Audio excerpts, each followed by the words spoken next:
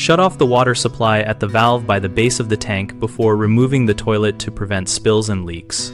First, locate the shutoff valve, which is typically a small chrome or brass valve on the wall or floor just behind the toilet tank. Turn it clockwise firmly until it stops to close it. Flush the toilet to drain most of the water from both the tank and the bowl, holding the handle down to let as much water exit as possible. Use a large syringe or a small wet vacuum to remove any remaining tank water through the fill valve or directly from the tank after removing the lid, and then siphon or sponge the bowl water into a bucket so the bowl is as dry as possible. Place towels and a small container under the tank to bowl connection to catch drips when you disconnect the supply line. If the shutoff valve does not stop the flow, go to the house main water shutoff, which is usually near the water meter or where the main line enters the home, and turn that off instead. Make sure other faucets in the house are open to relieve pressure.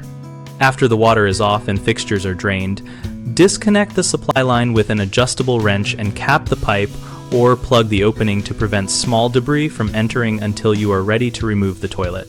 Common issues include a seized or leaking shutoff valve, which often will not fully close.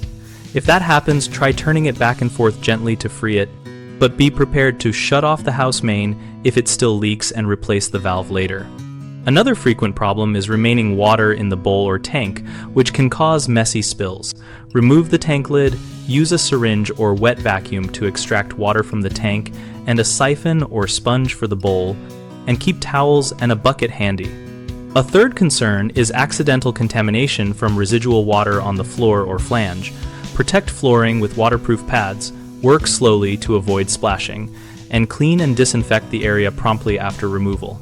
BigHomeProjects.com helps homeowners connect with local contractors for tasks like toilet replacement and other home projects. We host a discussion community where we and other users share practical tips, contractor experiences, and project checklists to help both homeowners and contractors find work and solutions.